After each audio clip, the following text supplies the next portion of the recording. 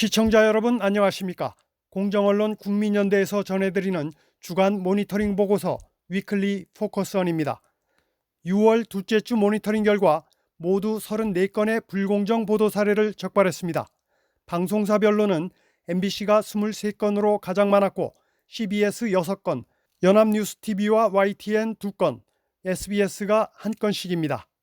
시청자 여러분의 구독과 좋아요는 언론의 공정성을 회복하기 위한 저희의 노력에 큰 힘이 된다는 점 말씀드리면서 오늘 방송 시작합니다.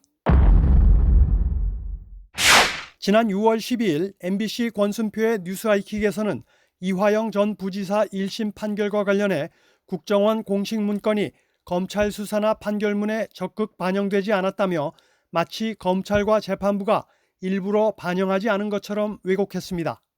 주가 조작을 하려고 하는 정황이 있다. 예. 이런 내용들이 이제 국정원 문건에 들어있다라고 이제 뉴스타파 등의 매체에서 보도를 한 건데요. 예. 그 부분에 대해서는 뭐 이번 판결문이라든지 혹은 이제 검찰 수사 내용에서 적극적으로 반영되지는 않았었습니다. 예. 제가 제일 이상했던 것은 예. 국정원 쪽에 예. 소위 그 보고 자료 공식 문서요? 공식 예. 문서인데 보고 자료 예. 그걸 인정하지 않은 것은 좀 당황스러웠습니다. 예. 지금 민주당이 이화영 이 재판 판결을 비판하는 비판하면서 되는 근거로 가장 많이 나오는 단어가 아마 국정원 문건일 겁니다. 여러분 기사를 보시면 그 얘기가 실제로 나옵니다. 그런데 재판부는요, 국정원의 이 비밀 문건은 신빙 신뢰성이 낮다고 봤습니다. 자, 그러면 1심 재판부는 왜 신뢰성이 낮다고 봤을까? 1번, 아무리 이 문건을 봐도 실제로 주가 상승이나 수익금을 어떻게 조성하는지에 대한 내용이 없고 그냥 몇 줄 적혀 있다는 거예요. 이 내용들이. 거기다가 두 번째, 실제로 그러면 이때 즈음해서 뭔가 김성태가 주식을 뭐 팔거나 주식을 매각하는 거나 액션이 있어야 되는데 아무런 이익을 실현할 움직임된 액션이 없었다는 거예요. 그러니까 뭔가 문건에 뭐가 적혀는 있는데 실제로 김성태 회장은 주변을 봤더니 그렇게 액션한 아무런 움직임이 없더라. 그럼에도 방송에서는 마치 재판부가 유력 증거를 고의적으로 채택하지 않은 것처럼 왜곡하고 결국 이재명 대표에 대한 기소가 부당하다는 주장을 한 것입니다.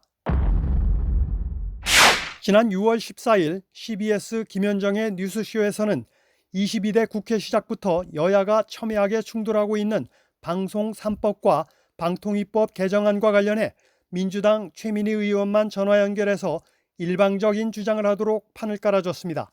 방송에서 진행자는 반대 입장은 자신이 질문하겠다고 했으나 반대 입장의 본질적인 부분, 즉 대부분 언론노조원으로 구성된 직능단체가 언론노조의 친민주당 성명서에 때마다 이름을 올리는 등 사실상 언론노조와 차이가 없다는 점, 그리고 상당수 미디어 학회 또한 정치적으로 좌편향됐다는 문제 제기가 계속돼 왔다는 점 등은 언급하지 않았습니다.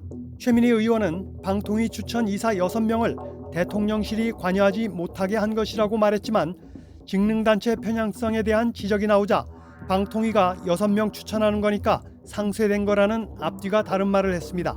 그러나 이에 대한 반론이나 반론 차원의 출연자는 없었습니다. 시사 프로그램에서의 진행은 형평성과 균형성, 공정성을 유지해야 하며 사회적 쟁점을 다룰 때에는 관련 당사자의 의견을 균형 있게 반영해야 한다는 방송 심의 규정을 위반한 겁니다.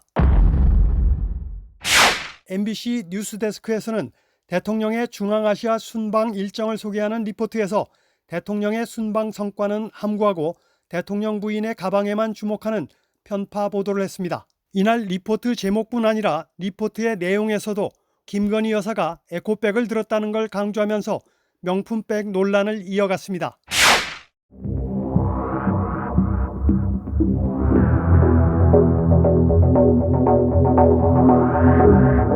대통령이 외국에 나가 국익과 관련된 어떤 성과를 거두었는지 국민들이 전혀 알 수 없게 한 것은 언론의 기본 의무를 저버리고 정치적으로 편향됐다는 의심을 받기에 충분한 편파 보도를 한 겁니다.